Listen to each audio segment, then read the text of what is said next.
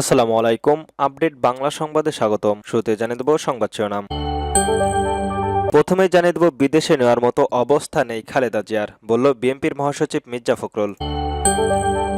আরও জানিয়ে দেব তারেক রহমানের দেশে ফেরা নিয়ে যা বললেন অন্তর্বর্তীকালীন সরকার। আরও জানিয়ে দেব নির্বাচনে যারা ক্ষতিগ্রস্ত হবে তারাই অনির্বাচিত সরকারের দায়িত্বই তো করতে চায়, বলল সাইফুল হক। আরও থাকছে বেগম খালেদা জিয়াকে সিঙ্গাপুর বা ইউরোপে নেওয়ার প্রস্তুতি চলছে, বলল মান্নান। সর্বশেষ জানিয়ে দেব ফ্যাসিস্টেট হাসিনার কারণে খালেদা জিয়ার আজ এই মৃত্যুসজ্জার সাথে তিনি লড়ছেন, বলল রিজভী। শুনছিলেন সংবাদ শিরোনাম, এবার বিস্তারিত।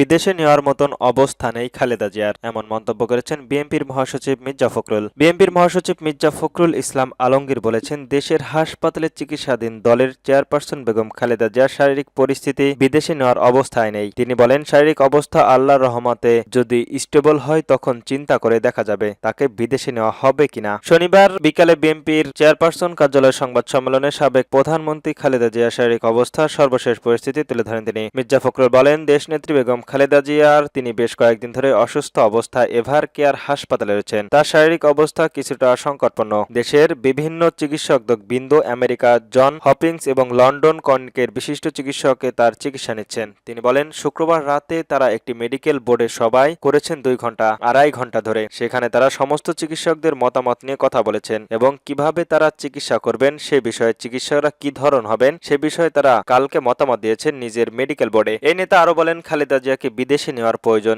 এ কথা তারা বলেছেন যে হয়তো প্রয়োজন হতে পারে, কিন্তু তারা এখন যে শারীরিক অবস্থায় তাকে বিদেশে নেওয়ার মতো কোনো শারীরিক অবস্থা নেই। তবে দেশের থেকে বিদেশে নেওয়ার জন্য যে প্রয়োজনীয় বিষয়গুলো যেমন ভিসা, অন্যান্য দেশের সঙ্গে এসব দেশে যাওয়া সম্ভব হতে পারে। যেসব দেশের সঙ্গে যোগাযোগ করা সম্ভব, এয়ার অ্যাম্বুলেন্সের ব্যাপারও নিয়ে যথেষ্ট আলোচনা হয়েছে এবং সেগুলো নিয়ে কাজ করে গিয়েছেন। অর্থাৎ যদি প্রয়োজন এবং দেখা যায় যে সিইউ টু ডুইং ফ্লাই, এখন তাকে নিয়ে যাওয়ার ব্যাপারে খুব দ্রুত সিদ্ধান্ত নেওয়া হবে সম্ভবত। বিএনপির চেয়ারপারসনের শারীরিক অবস্থান অন্যতম সংকটময় বলে শুক্রবার জানান মির্জা ফখরুল ইসলাম আলমগীর। ঢাকায় এভার কেয়ার হাসপাতালে তার চিকিৎসা চলছে। সাবেক প্রধানমন্ত্রীর চিকিৎসায় অবস্থান নিয়ে উদ্বেগ প্রকাশ করেছেন। তার সুস্থতা কামনায় দেশবাসীর কাছে দোয়া চেয়েছেন রাষ্ট্রপতি মোহাম্মদ শাহাবুদ্দিন ও প্রধান উপদেষ্টা মোহাম্মদ ইউনূস। ৭৯ বছর বয়সী খালেদা জিয়া দীর্ঘদিন ধরে অর্থোটিক্স, ডায়াবেটিকের পাশাপাশি কিডনি, লিভার, ফুসফুস, চোখের সমস্যায় নানা জটিলতায় ভুগছেন। রোববার রাতে তার স্বাস্থ্য পরীক্ষার জন্য ঢাকায় বসুন্ধরা এভার কেয়ার হাসপাতালে নেওয়া হয়েছিল। পরীক্ষায় নিরীক্ষিত বুকে সংক্রান্ত ধরা পড়ে তাকে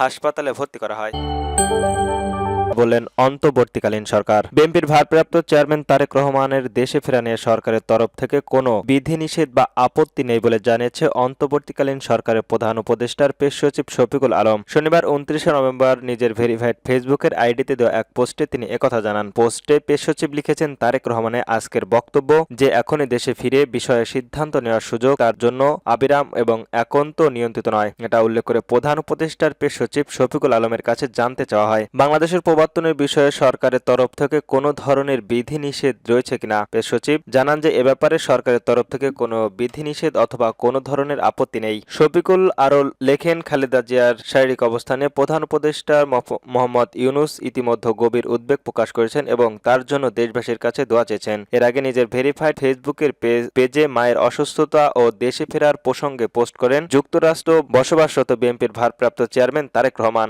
তিনি লিখেছেন, এমন সংকটকালে মায়ের স্নেহ স্পর্শ পাওয়ার তীব্র আকাঙ্ক্ষা যে কোনো সন্তানেরই থাকে, আমারও রয়েছে, কিন্তু অন্য আর সবার মতো এটা বাস্তবের ক্ষেত্রে আমার একক সিদ্ধান্ত গ্রহণের সুযোগ অবিরত ও এক নিয়ন্ত্রিতধীন নয়। সম্পর্কতায় এই বিষয়টি নির্ধারিত বর্ণনার অবকাশ সীমিত।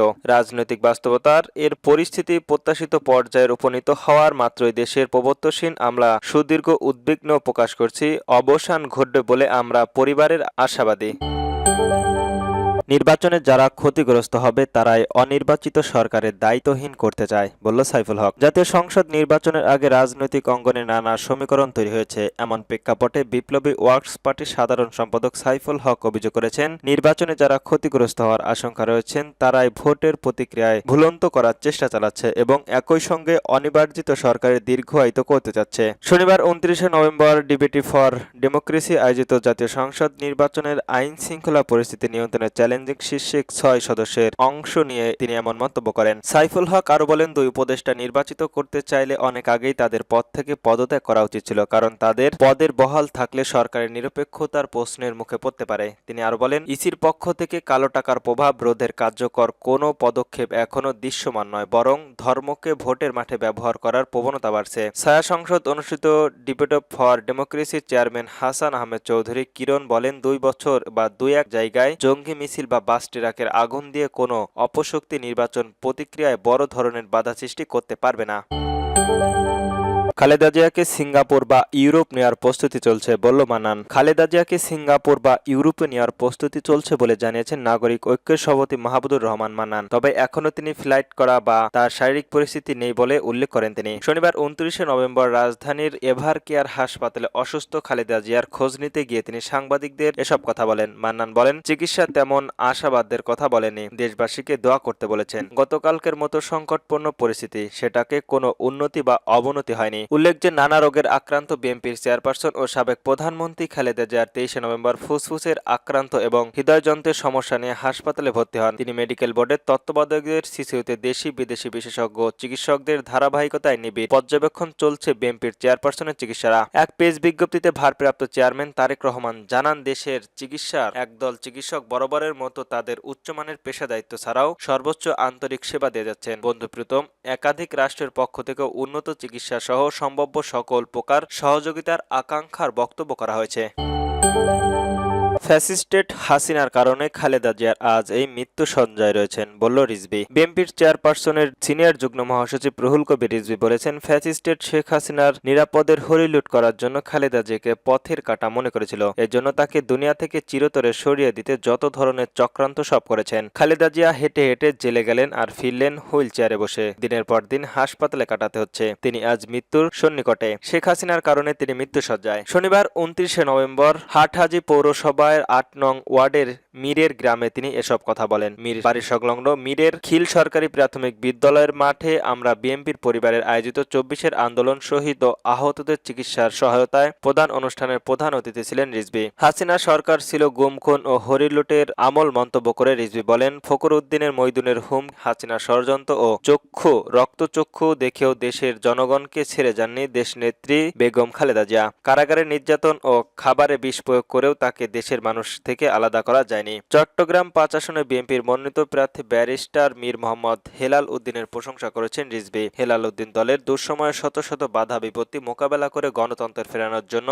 অবিরাম গতিতে কাজ করে গিয়েছেন। অনুষ্ঠানে আমরা বিএনপি পরিবার আহ্বায়ক ও বিএনপির মিডিয়া সেলার সদস্য তারিকুল রহমান, রুমুর হাফেজের আবু বক্কর সাইম চিকিৎসক সহায়তায় প্রদান করেন এবং তার প্রতি সংগঠনের প্রধান পৃষ্ঠপোষক তারেক রহমানের পক্ষ থেকে পাশের থাকায় বার্তা পৌঁছে। সাংবাদিক রনির উপস্থাপকায় বক্তব্য রাখেন চট্টগ্রামের বিভাগীয় শহর সাংগঠনিক সম্পাদক ধানের শীষের প্রতীক দলীয় মনোনীত প্রার্থী ব্যারিস্টার মীর মোহাম্মদ হেলাল উদ্দিন। আরও বিএনপির পরিবারের অন্যান্য অনেক নেতারাই উপস্থিত ছিলেন। অনুষ্ঠানে জুলাই আগস্টের আহত 40টি পরিবারের আর্থিক সহায়তা প্রদান করা হয়। শেষে বিএনপির চেয়ারপারসন খালেদা জিয়ার সুস্থতার জন্য মোনাজাত করা হয়। এতে মোনাজাতের পরিচালনা করেন মাওলানা রাকিবুল ইসলাম।